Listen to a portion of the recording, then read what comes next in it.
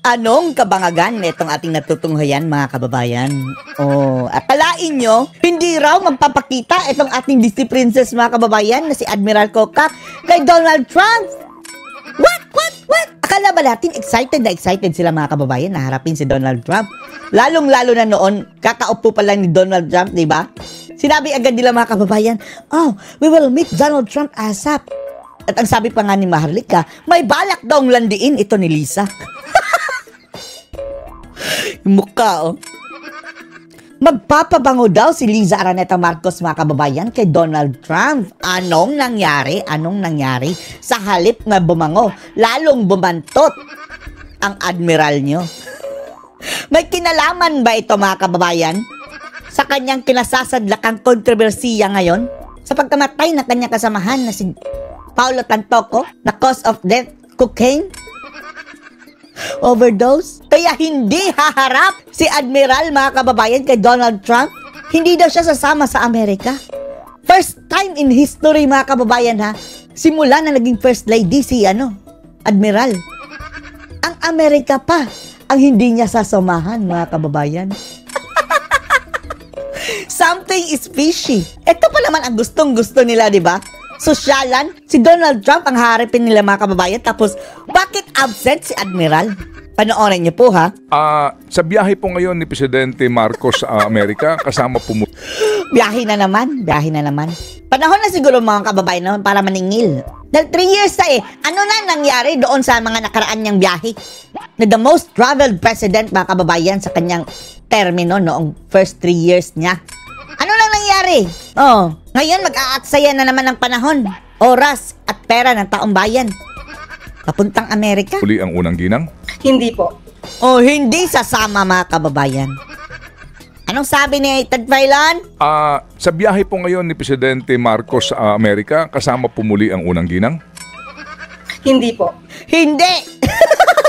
Ted Filon, tanungin mo kung bakit hindi. Ito raw ang kauna-unahang mga kababayan, beses na hindi sasama si Admiral. Lalong-lalo na importante ito si Donald Trump. Ito ang pinakamakapangyarihang leader ngayon sa buong mundo. Bakit? Hindi niya haharapin.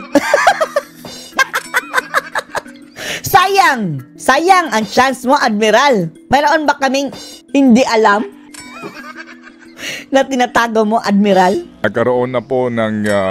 wala man lang tanong si Ted Filon kung bakit.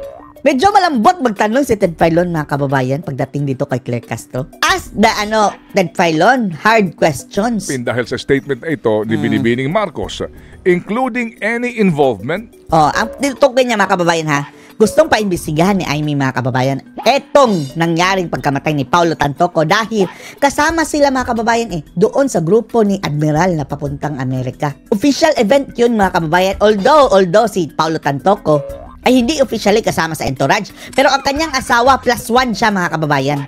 Kasama siya sa grupo, sa makatuwid katabi pa nga siya ni Admiral, di ba?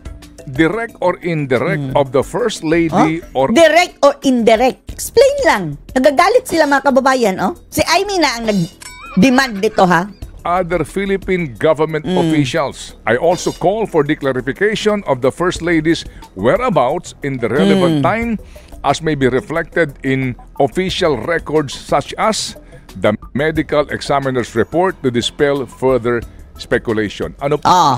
Yan Ang tanong ni Ted Filon, mga kababayan, ay etong resolusyon na hahain ni Amy Marcos tungkol dyan sa insidenteng iyan. Pakinggan niyo sagot, official na pahayag po dito. Pakinggan niyo sagot.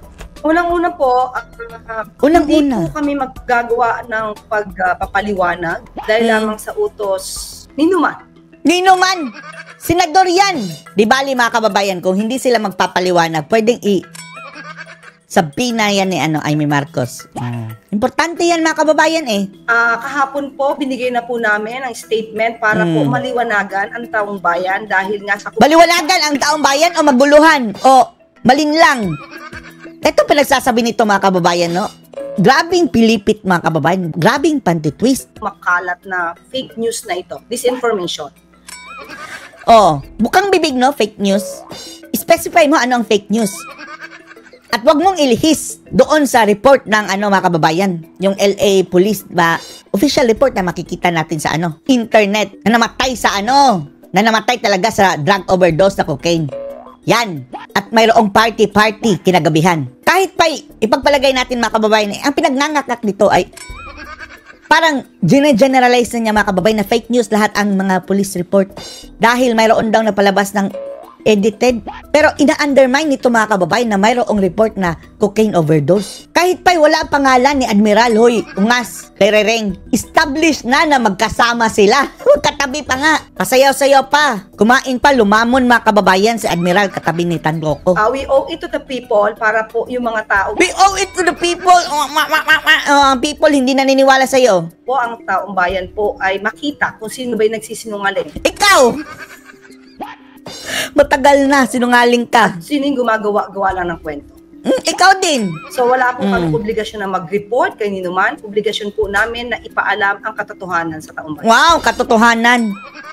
After all na mga kasinungaling na pinagsasabi nito mga kababayan, katotohanan talaga. Pero ang sariling katotohanan ang mga animal mga kababayan. Opo. At ano po ang katotohanan po ma'am dito po na binabanggit ko niyo?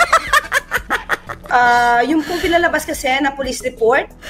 Malamang mga kababayan pa, kawala lang din yun ng mga ngagba. Wala kami issue doon eh. Ang issue namin doon sa nagpositibo sa cocaine mga kababayan, ang pagkamatay sa autopsy report. O yan, hindi yan fake news. Digitally altered po yun.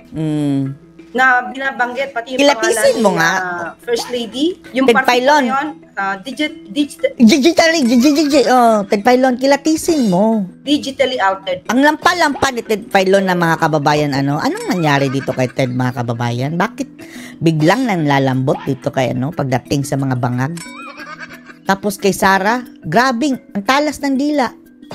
Gusto ng pa-impeachment talaga si Sara. Opo. Digitally altered po ito.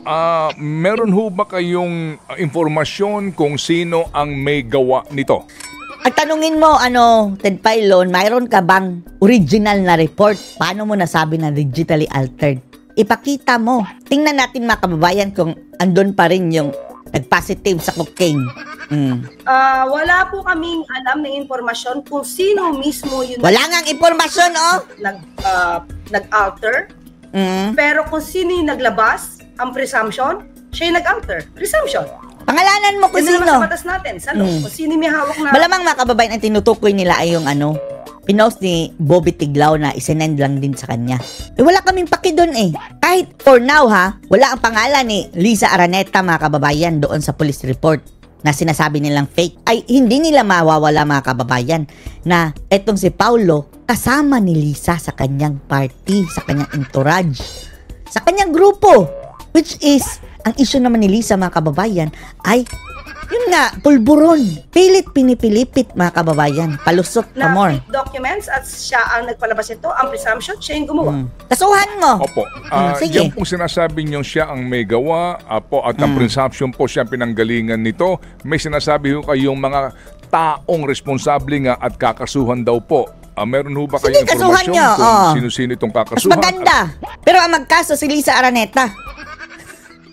Dahil yung si Liza mga kababayan, hindi na po yan sakop ng PCO. Hindi na po yan sakop ng trabaho ni Claire Castro. Sa makatuwid, wala nga karapatan itong si Claire Castro mga kababayan na sumagot in behalf kay Liza Araneta. Kahit pa sinasabi mga kababayan, yan ang naghari-harian dyan sa PCO, kaya nagkandaletse-letse dyan. Wala yung mandato per se. Ano po ang kasong kakaharapin? Dinawin ko lang po, Sir Ted, wala po akong sinabing kakasuhan. Tinanong lang po sa akin ay posible bang kasuhan. Okay. Ang sabi nanakot. natin po kahapon ay Nanakot lang. Pero malamang ay pag-aaralan pa, akala mo kung sinong ay nako. So kung kakasuhan po, ayan po. Ito si Claire Castro, ito na pinakasalbahing tao na nakilala natin dyan mga kababayan sa PCO. No? Ever. Pinakasalbahe.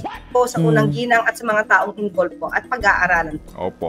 So kumbaga po, para na iklaro natin ang inyong statement po, kung meron... Sipunin din mga kababayan, bakit laging may sipon si Claire Castro mga kababayan?